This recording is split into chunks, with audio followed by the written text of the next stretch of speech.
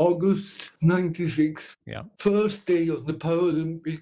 It was 68,000 people watching. There was a thunder, so we had a thunder stop 3 times. Yeah. And after that, I came out and I broke the world record. And the 68,000 people, they were still there. Yeah. And to break a world record in that situation, I haven't met anyone who have done that. The moment before, I was getting famous. TV was calling, newspaper interviewed me.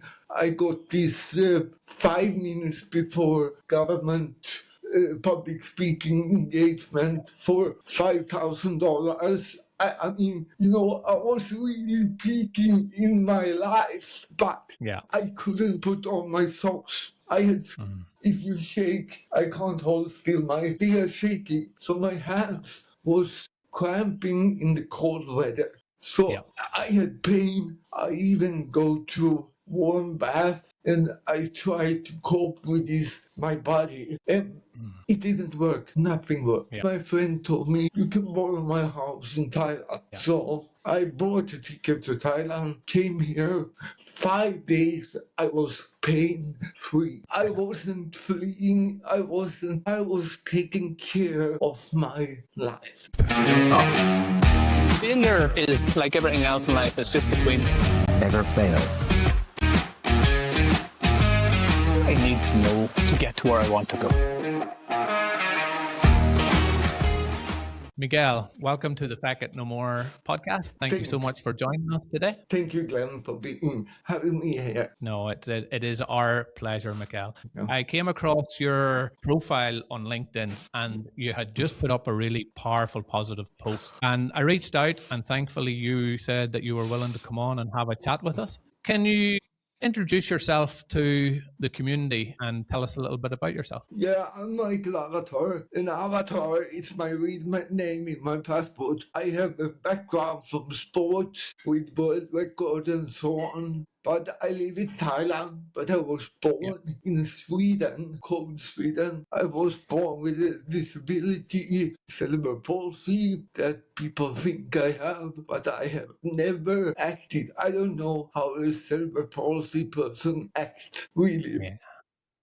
So that's the short version. Okay, that's the short version. And that's very much I would say that's a little bit of the modest version as well, Mikael, because you weren't just a record holder. You made it to the pinnacle of the sport in Paralympics. And I think you were being a little bit modest there. Look, I'm happy to start this story wherever you feel comfortable and the best place to start. Do you want to start growing up as a young child in Sweden? Do you want to start at the beginning of your journey to the pinnacle of sports with the Paralympics? Where do you want to start this story? I want to start with a 10-year-old boy who ran down a hill and up a hill, his first 200 meters. And he was so tired at the hill, he fell down and he was taking back his breath, and he had decided, I want to go to the Olympics. And he started training to the Olympics for 10 years. Excellent. 10 years later, this boy, they told him there was something called Paralympic. I had no clue. And then I knew I would go to Paralympic. So I trained another 7 years and I was finally in the Paralympic. And what happened was, when I was 10 years old, I thought, okay, how do I do this? I had no clue. So I started reading books and people follow me with my training. So I had my first training group as a coach, 10 years old. And there were people who were 7 years old, 12 years old. One guy was even 31. So for 2.5 years, I was training these people from the books I was reading. I really had no idea how to train, but it was my passion. I loved sport over anything else. And I told people, the day I don't have the passion, the day I will stop. And that happened. So that's the story from the 10-year-old boy. I'm guessing at 10-year-old, Mikael, you're out there, you're enjoying running, you're loving that aspect of life. How were you at school and things like that? Did you feel like for me growing up, school was a real struggle. I hated every moment of it. I'm not gonna lie.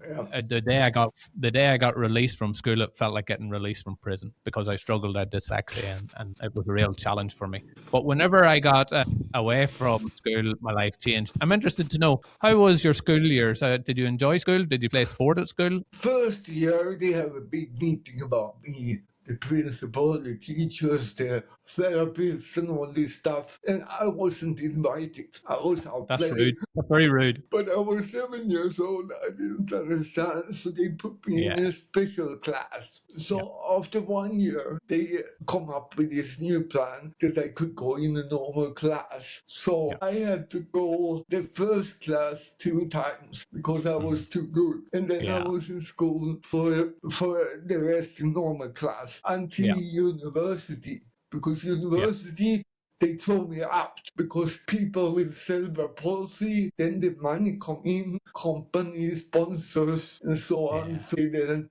So they threw me out after 2 weeks. But I was so passionate about sport. So I went up 4 o'clock in the morning, did my training, came home, I ate breakfast and went to school. And I did this really until I was 18, 19 years old. So I did sports in school, yes, but my training was in the morning. Or before school or after school? Yeah, I did judo. And if you have hands like me, I couldn't open my hands. And when I was 7 years old, my neighbor started training judo. And I told my mom, I want to train judo. My mom told me, you're crazy. You're disabled. You can't train judo. But if you're 7 years old, your only goal in your life is convince your parents that they are want to do.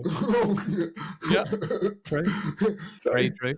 So I convinced my mom that I should go and train judo. And we came there, and the trainer was very clever because he saw my passion and my focus and my whatever I had as a 7-year-old. And he said, let him be here to my mom. He will be a good coach further down in life because he has the instinct. He don't care if he wins, lose. He has the passion.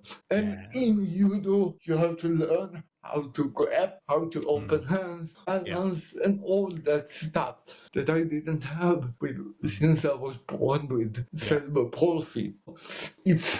I fled until I was 27 for sport and for whatever it was in that world. Yeah, perfect. Perfect. Look, I don't want to spend an awful lot of time around the cerebral palsy, Mikael, because that's not where your story is. That's not where the Feck It No More moment is. And I want to talk more about that achievement of the world record, because I know that's the point where things start changing in your life following on from that. But I think it's worth touching a little bit about that kind of few years lead up to that. Do you want to talk maybe about, I don't know, maybe the final couple of years leading up to that world record and what that looked like for you, what the training was like, what you were going through? Yeah, so the last 4 years, it was sports 24/7. No girlfriend, no, I didn't live anywhere. I have my running shoes, my watch, and I was flying all around the world. So airports, and the bus trip to the training area, that's all. I didn't see nothing about the city. And it was 24/7. What you eat, what you how many hours you sleep, how much water you drink, whatever. It was 24/7. It was no life. So when I stopped from sports 97, it was like, wow, do people go shopping every week? It was like, wow. I had to reprogram my whole brain to even live in the society. So this create a chaotic inner private conclusion that I had no idea where to put without putting my running shoes on and ran 20 miles. Then it was gone. But that's like an addict. That's like doing drugs or whatever. So when I stopped sports after it was August 96, first day on the Paralympics it was 68,000 people watching. There was a thunder, so we had a thunder stop 3 times. And after that, I came out and I broke the world record. And the 68,000 people, they were still there. All other activity in the arena was gone. And to break a world record in that situation, I haven't met anyone who have done that. It's so rare. It took me 10, 20 years to understand what it meant, to understand it opens doors everywhere, Kingston or whatever. But I never used it because for me it was passion. For me it was the mindset, whatever I needed. Can I ask which Olympics it was for the listeners that's listening in? It was Paralympic Atlanta 1996, and I was a long jumper, and at that time, Louis was the big name, and he took his 9th Olympic gold in long jump in the same pit. 2 weeks later, I broke the world record, but Toulouse never had world record in long jump. There you go. You've got one over Carl Lewis. I like it. Mikael, I think that, for the listeners that are listening, to understand the commitment for not just the 4 years leading up to it, but you're saying you've started that journey at 10, that commitment of training every day, of making that your life, of that being your passion, to take you to that moment where you are, I'm guessing you're training twice, maybe a day, 3 times a day, is it at that point? Three times a day. 3 times a day with the nutrition and the commitment that takes to get to that pinnacle. That is such an amazing achievement, and I want to congratulate you. I know my congratulations doesn't mean much, but I really want to emphasize it for the listeners, just the commitment that takes to go and achieve that. So congratulations on that. Thank you. I am interested in your comment, and I think I know where this comes from, but I want to explore it. You said that you never used that to really open up doors and to use it as an advantage in life following that. Can I ask what the thinking was behind that? Like, was it just something that you didn't really want to use? Tell me a little bit about, I suppose, rather than me guess, tell me a little bit about why that was. Yeah, it's a very complicated question, but in Sweden, there is like 10 points law that you shouldn't say be a besserwisser. You shouldn't be blah, blah, blah, whatever. So I'm drilled from a little boy that you shouldn't be anybody special. But the problem was I was the special guy. I was my whole life had been, I'm the special guy. I mean, I wanted to be a rock climber when I was 4 years old. And my mom tried to say, but you can't make money on that. But she was so wrong, because 20 years later, I was a rock climber instructor. So they didn't teach me that you have cerebral palsy or what. I just did stuff. I'm an action guy. So when I came to Thailand, I understood, wow, why didn't I take emails from all these people? Why didn't I use because I thought everybody could go to the Olympics. I thought everybody could whatever, but now it's so rare. I talked such a small percentage of people that achieve it. I talked to some gymnastic teacher at schools, 30 years experience teaching 10, 20,000 people. And I asked them, how many of your students came to the Olympic? And 3 different guys, and they say nobody. It was the International Scandinavian Cup. One was really good, but he died the week after he beat the Olympia gold master. He couldn't even name one person of 10, 20,000 people. Then I understood, wow. And even Paralympic, none. It's so rare, really. Yeah.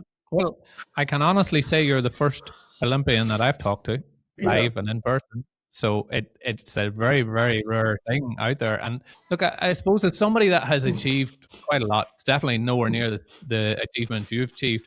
But there was a part of my life where I went through maybe a 10, 15-year block of just looking for the next thing. I want to do the next thing. I want to achieve the next thing. And I never give myself or never allowed myself the time to stop and think about the achievements that I was having. And I used to put it down to that it was my focus, because whenever I start focusing on something, I can be very tunnel vision and I can block out a lot of things around me. So once that's over, I just look at the next thing and I don't allow myself time to think. Is that something that you maybe experienced? Like, were you able to, after each achievement, were you able to sit down and look back and go, wow, I've just done that? Or was it just not there? It was not there until I came to Thailand. And in Thailand, Until you slowed your life down. In Thailand, I decided I did something crazy. I haven't met anybody done this. You have done close to it, but I decided I will walk the beach every day, morning, evening, see the sun go up, see the sun go down, do nothing, no project or ideas.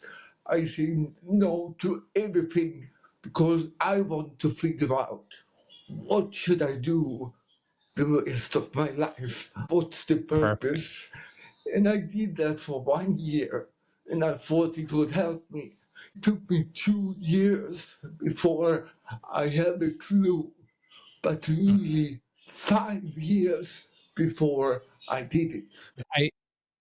I just want to stop you there a little minute, Mikael, because the reason I want to stop you there is I think now is a good time to maybe jump into your Feck It No More moment, because it sounds like that's what leads you in this journey in Thailand. And I think this is a very important part of the story for the listeners to hear. What would you say that Feck It No More moment was in your life? What's immediately happening before it? What's the moment? And then take us into what happened after. The moment before, I was getting famous. TV was calling, newspaper interviewed me. I got this 5 minutes before government public speaking engagement for $5,000. I was really peaking in my life, but I couldn't put on my socks. If you shake, I can't hold still my hands like you see in the movie.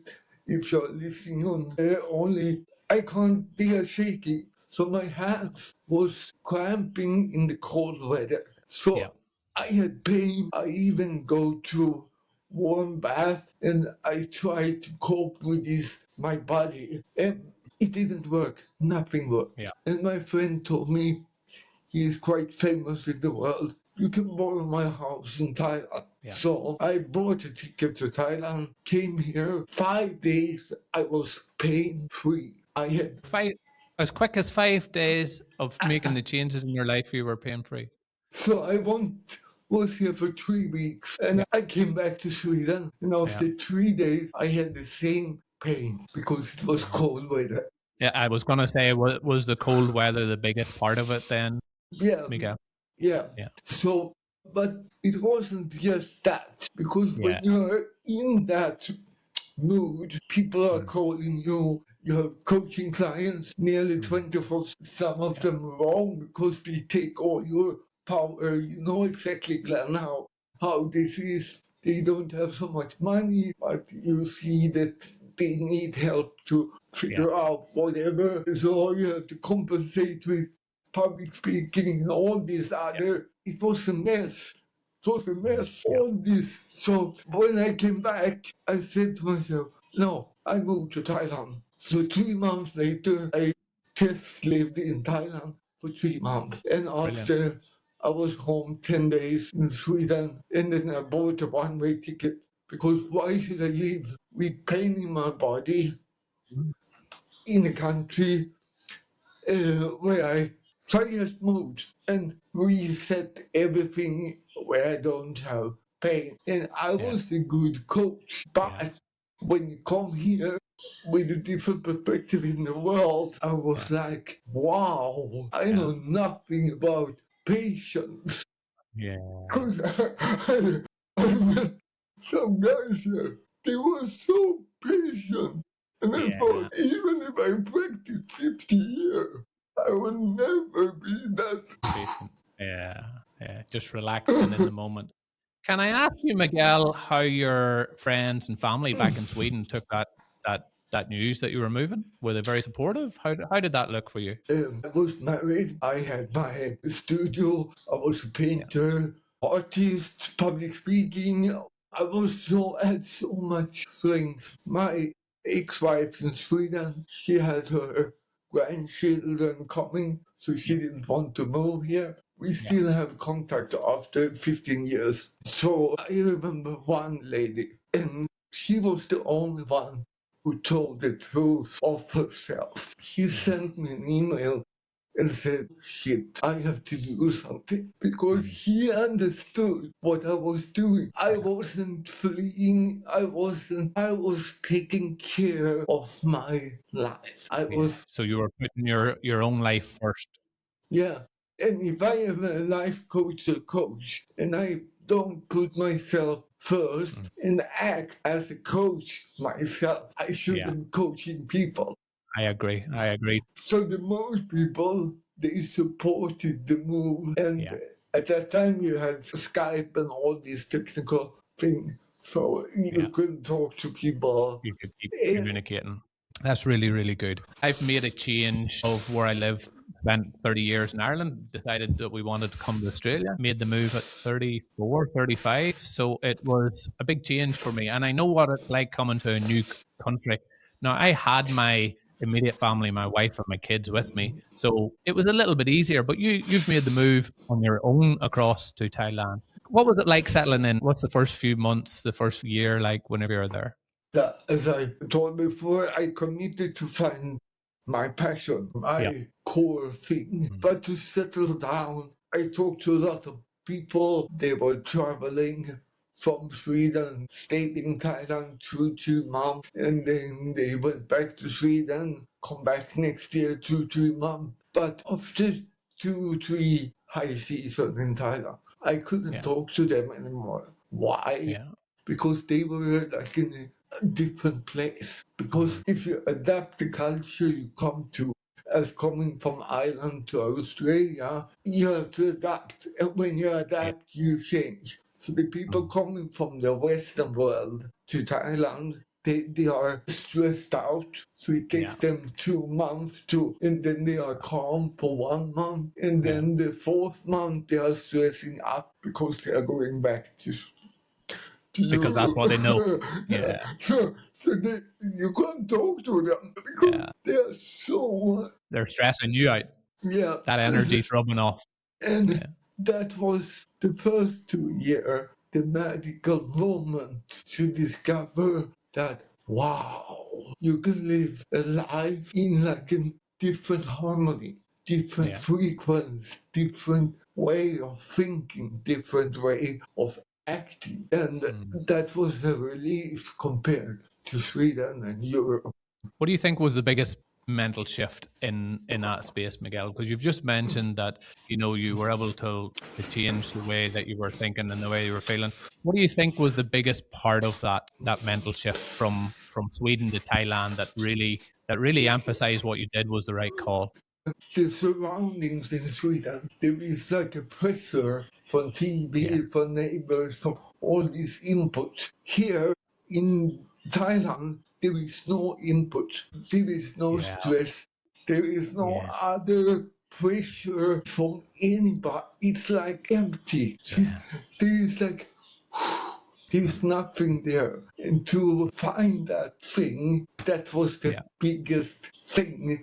Like, wow, no pressure. It doesn't matter. They don't care. And I tried my first wife here in Thailand. I've been married here in Thailand because the visa I couldn't stay. But I told I wanted to say, I've been in Paralympics, blah, blah, blah, blah. They don't care. They have no interest. But when the Paralympic was on TV, she said, you have been there. Yes, because it was in the present. So here in Thailand, you live today. You fix money for today. And it's literally now. This is so funny. If you go buy gasoline, you buy gasoline for going to the shop. Even though you know that you will go somewhere tomorrow. you will go to the shop in the afternoon, but then Yeah. you put gasoline because that maybe not be happening. So they Yeah. really live now. In the now.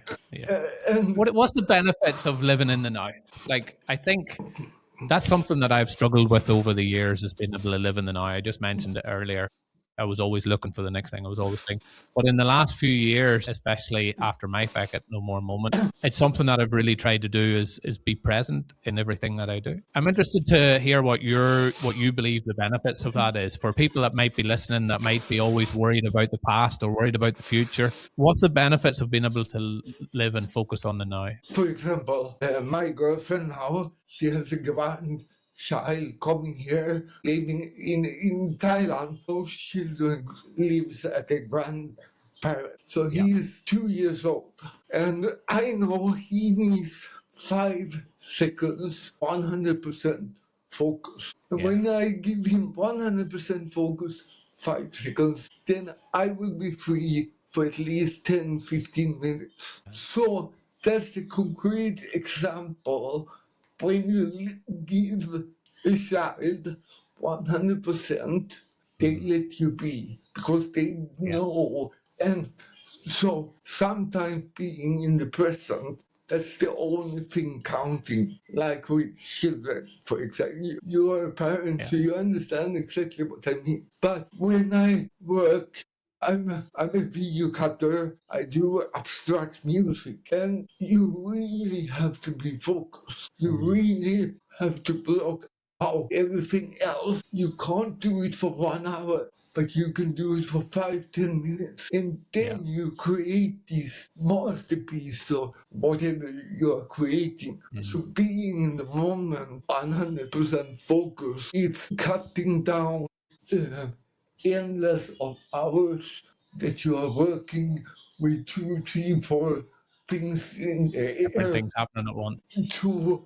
10, 15 minutes. It's that a good experience. You understand what I mean, Glenn? Yeah, no, that is absolutely perfect, because I think you mentioned it before, Miguel, whenever you said, especially in the like of the Western world, Sweden, Ireland, UK, America, there is so much information being bombarded at us. There's so many things that we have to be doing. There's so many things that we should be doing. We're looking at other people, comparing our lives to other people's lives.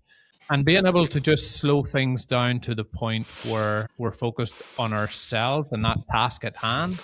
And that can really help us understand ourselves better, if that makes sense. The big thing I noticed whenever I started to be more present was I started to understand that the chaos that I had been living before, a lot of it didn't mean anything. There was no value No. to me or my family in it.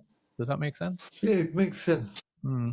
So I think that's very much what you were saying there as well. What advice would you have for people that might be in a similar situation to yourself, where on the outside life's perfect, things are going really well, but on the inside something just wasn't right, Miguel? What advice would you have for people out there at this stage that are currently in that state? I think the biggest thing I do nearly every day, I mean, sometimes I forget, but nearly every day I wake up. I don't put on the computer. I don't look my mobile phone. I wake up, sit on the bed. What will make me happy today? So you put a focus on that happiness. What will, I mean, something happen in my stomach that will make me how can I achieve that today? And I those really days, like and those days I forget to do it. Mostly it fucks up it. because Yeah, it's chaos. I haven't taken that step back and reflect. Where do I want to go? And ask the question, does it make me happy?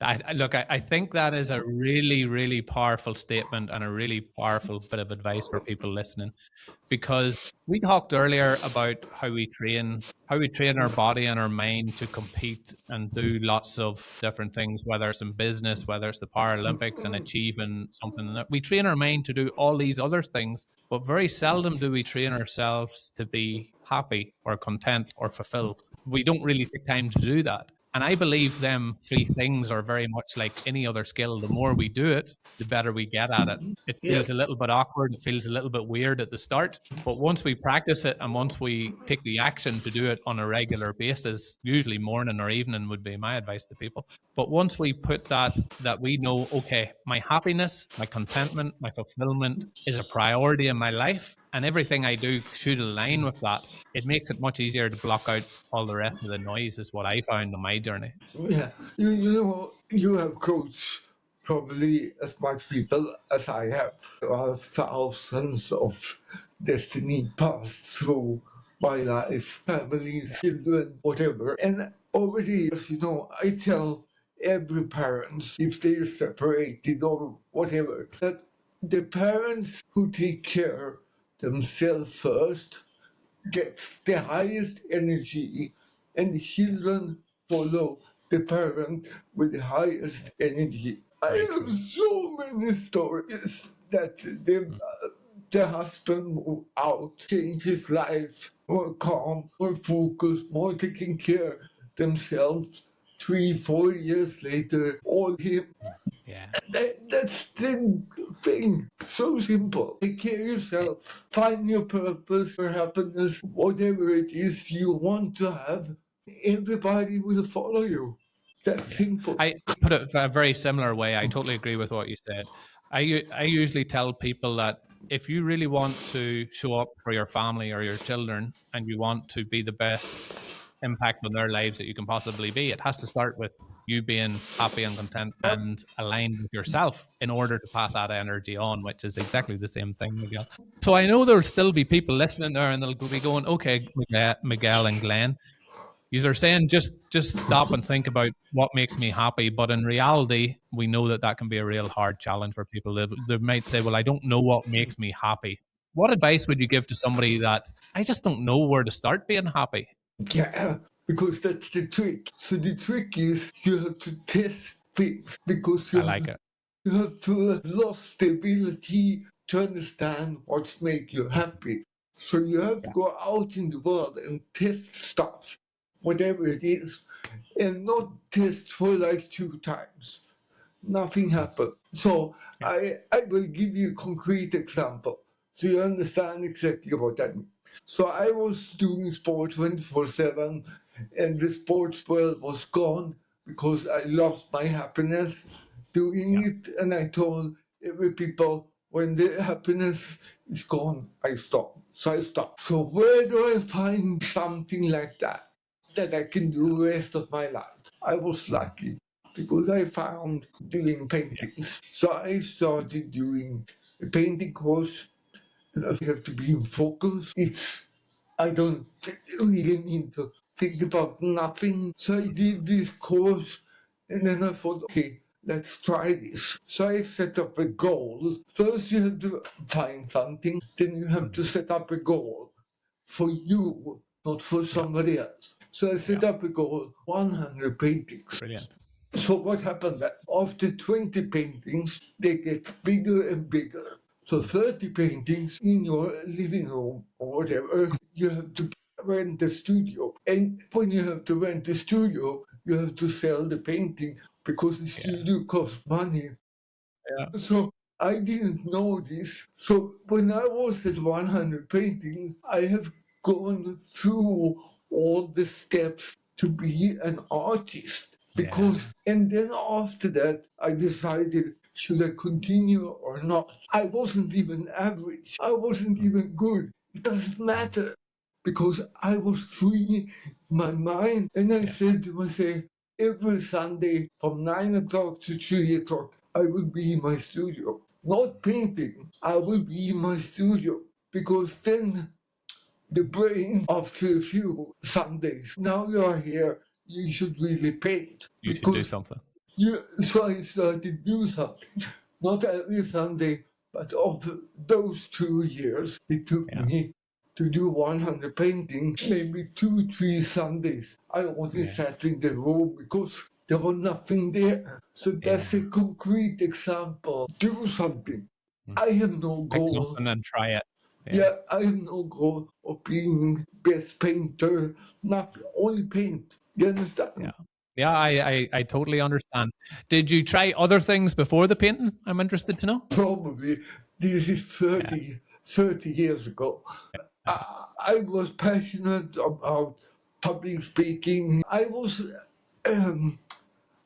love people. You know, Onassi, the raider from Greece, one of his passion was collecting people. And I Yeah. thought, wow, What a great passion.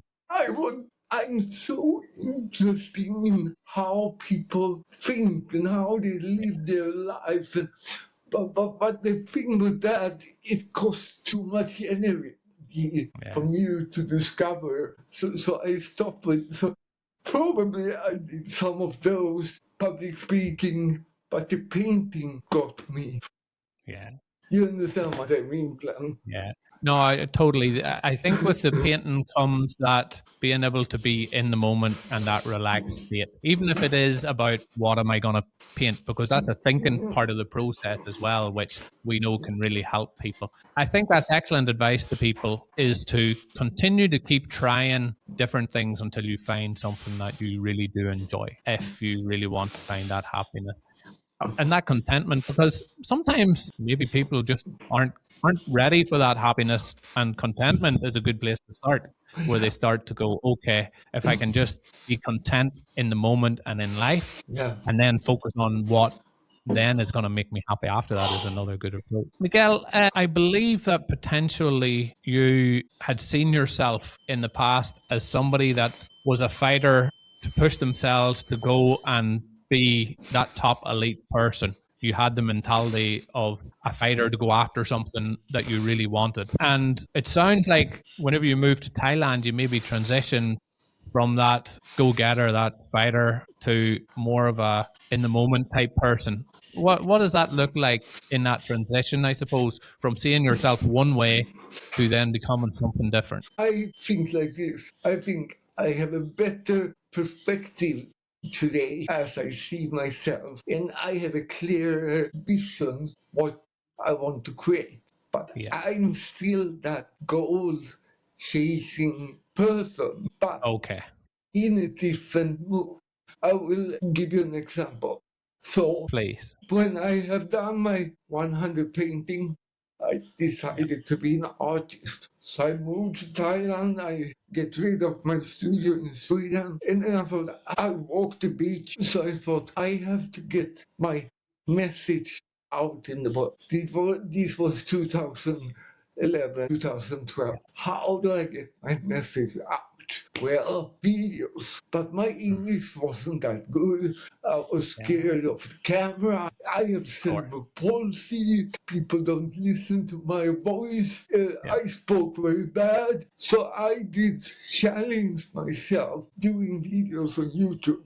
You can still find them on YouTube. Bad lighting, bad sound, camera wobbling, whatever. But I was practicing English. I was practicing being in front of the camera, practicing being focused on the question, focused on the theme for the movie. So I did 950 movies. 950. And then my guy contacted me and said, who is my podcast agent. So now I can do podcasts, relaxed, focused, clear-minded. But if I haven't had that mission to get my word out in the world, doing all these crazy videos 10, 15 years ago, this would have never happened. So what I say to people, you start a chain reaction, and it can be a small thing. I used to tell people this stupid little thing. Do you put your right shoe or your left shoe on your foot first? 99% they are not aware. They are automatically doing this. But the thing is, it's not important which one you put first. The important thing is what happens if you put the opposite on your foot for 2 weeks. And then you get this chain reaction. Like my movies, that I was practicing my FaceTime, my speaking clear, whatever symptoms I had in my head, because Yeah. everything is in your head and it's just nonsense. You can do Yeah. whatever you want, despite cerebral palsy, white, black, it doesn't matter. You can do Yeah. whatever you want. I truly believe that too, Miguel. I think that we had a discussion off air, and I said that, in my opinion, everything starts in our minds. The stories we tell ourselves, the positive or negative stories we tell ourselves. And for me and my story, I used to have a very negative story in my head for maybe the first 20 years of my life because of the dyslexia and because I wasn't clever and I didn't think I was smart enough. And that was a really negative story that held me back for a long time. But to hear you say that, even with your condition of cerebral palsy, that the difference between a miserable life or an excellent life is the way we think about our life in our head and what we hear. What advice would you be having for people that have maybe that negative story in their head at the moment, regardless of, as you said, whether they're cerebral palsy, whether they're white, black, any other thing? We're all human beings at the end of the day. We all think. Yeah. And it's the thoughts that really make the difference. If somebody's stuck with that negative story in their head, where's a good place to start? I had this guy, I love to tell this story because it's so perfect. I mean, it's a true story. He called me one morning, I was coaching him. He was like, it's a fucked up day today. And I say, why? Why are you lying to yourself? What do you mean? Yeah, if you lie to yourself, lie big. What do you mean? You can wake up tomorrow morning and say, what a fantastic day it is today. It's the same lie as what a fucked up day it is today. Yeah. It doesn't matter. So two weeks later, he called me and said, wow, it worked. Yeah. So Yeah. it's like fake it until you make it. I really like that, Sam. It's working. I mean, what you and I talk about now, if I'm doing what I need to do with my life as a coach, growing, pushing limits, we will have a different, better discussion in 1 year. But we have to fake our story because we are here today. Yeah. But in 1 year, it will be 10,000 better. You understand what I mean? Yeah, definitely. I look, and that is exactly how I had to change my mindset, Miguel. I had to lie to myself and tell myself that I was clever, that I was becoming more confident, that I could talk to people, that I could go and do something else. So I had to take them old negative stories and completely change them around. I really like that concept that you're saying about when you get up in the morning, we have two choices. We can tell ourselves today is a bad day, or we can tell ourselves today is a good day. That's their two realities. And the reality is it's just a day. It's just another day. It doesn't have to be either or, but we really can choose the positive. Today is going to be a good day, and it gives us a better chance of that happening, which is very, very. Because the perspective of my way of seeing my life today, it's narrowed because my previous thinking. If I find I'm in Mikael Avatar's adventure, the adventure of my life. How far can I go to discover my life? And the more I discover my life, the more opportunities, doors will open in my life. And now my seeing is the less doors I have to open. I can't open them because they are so negative closed. But if I can open my mind, be positive, something else happening. And it's magic, really. It is. It definitely is magic. Can I ask you, because I like to tell people whenever I'm working with them that it's very much like opening Pandora's box. Once you open your mind to think in a different way, and once you realize that you have got options on how you think, you can choose that negative mindset or you can choose that positive mindset. It's very hard to close that box again. Would you agree that it would be very hard for you to go back to the old way of thinking and the old way of processing stuff? Yeah, I think it's not possible. Yeah. No, it really, because when I find this, because there's this other stuff that must be aligned. I call it the 1%. or the 1% shift. You have to find that 1% that starts the chain reaction that creates the other 99 to disappear. If you don't find that right bottom or whatever it is, nothing would happen. I mean, you can't be 99.9% pregnant. You have to be 100, because if you don't have this 100, it won't click.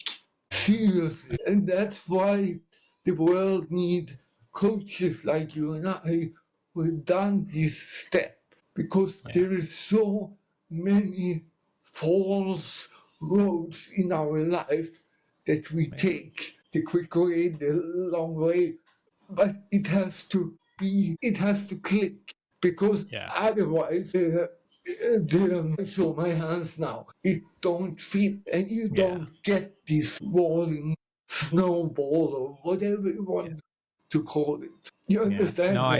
No, I totally understand, Miguel. What I heard from you was it's finding that one small thing or the large thing that actually makes it complete, and it's that missing piece of the jigsaw. Now, I suppose the benefit of any coach, whether it's yourself or myself or any other coach out there, is that they usually help us get to that point quicker. I've used coaches in the past for swimming. I've used coaches for running. I've used coaches for mental aspects of things in my leadership. And I think the benefit of a coaching is it helps avoid the trying to find the things out yourself. It gives you more of a direct line. So I totally understand what you mean. I can give you a concrete short example. There was this very famous coach, I don't say his name or even which country he came from, came to me. He was writing this coaching book. And the meeting was less than 5 minutes, because after 2 minutes I said, stop, would you read this book to create your new life? No, there is your answer. Because if you shouldn't read your own book and be happy, don't write it, because it's a fake book. Yeah, I totally agree. People are the writers or the directors, whatever way you want to put it, of their own story. And they have the opportunity to create the story that they really want. So I use an exercise where I usually take people out to 100 years of age, where they're now on their deathbed, and they were looking back at their life and they're thinking, what have I actually achieved in my life that I'm very proud of in these last moments? And that should be the starting point for most of us where we currently are. If I get to the end of my life and I can't look back on it with all the good things in my life, that gives me an idea of what that is. So that's a really good exercise. That's really good. I have another short. I did a lot of courses in Sweden with my ex-wife. We had this funny 1 minute thing to get people to understand your brain and how your body language is. So we told them to stand up, walk around the room. We had a bell, and then when we ring the bell, they stop and talk to the person in front. Well, I'm that and that. I'm going there, like that. And then we ring the bell again, and they go around. And then we tell them, now, when we ring the bell, you should act as it's 5 years later. You have achieved all this stuff that you told this person before. And we ring the bell. And the magic happened. They straight the body, the language is different, and they are acting. Our brain can't see the difference, because we can act as if we are already there. I was in the Olympic when I was 10 years old. I never stopped. I drilled my brain until I was there. Yeah, belief is a very powerful thing, Miguel. I totally understand that. Miguel, I could talk to you for all day and half of next week. But getting back to the listeners, where can our listeners find out more about you, Miguel? Where can our listeners find you? I have a webpage called Mikael Avatar, michaelavatar.com. Here you can find stuff like download my latest book, There is even an app, a really interesting app. It's 180 days of training your brain. So if you want to train your brain for 180 days, go there. And then I'm everywhere, YouTube. YouTube. Perfect. We'll put some links to the show. Michael, I always ask our guests, are you okay if people reach out with some questions and connect with you on your platform? Of course. Perfect. I think I even have 30 minutes, non-complicated talk. I like people. I love to see how people think, live. I mean, that's my passion. Excellent. Right on any platform, and normally I will answer. Maybe it will take some days, but normally I answer You get reply. No, I appreciate that, and I can verify that you did reply to me. So thank you so much for this opportunity discussion. It took some week, I think, before I replied. I don't even know if it was that long, but again, you do what you say you're going to do. You will reply. You will talk. So I do appreciate that. Mikael, what's next for you? What's the next few years look like for you? What are you focusing on at the moment? I have really 3 things, but the 2 big ones. One is since I live in a country where they only speak Thai around me, so if I upload a movie here on English, nobody looks at it, so I can't get out with my movies in Thailand. So I do podcasts. So my view next year is to do an international public speaking, whatever tour. So that's one goal. The other goal is I'm working with a German artist. We are doing a performance thing with our own music. No AI music, our own music, filming our own stuff and cutting it together as an abstract movie. I will do like a cerebral palsy dance because I can move my hands and feet in a different way, and I want to create this cerebral palsy dance. So, and we hope we can. He's kind of more famous, so he thinks we can even go on a tour with our performance. We will see. So that's the 2 big things that's in the pipeline that you're focusing on. Excellent, and I wish you all the best with those. Yeah. So what's in your pipeline?